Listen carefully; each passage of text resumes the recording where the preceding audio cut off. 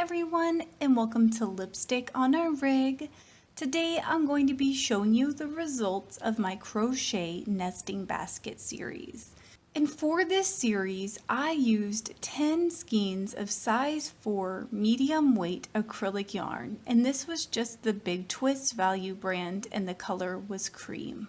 I also used a size G or 6 or 4.25 millimeter crochet hook.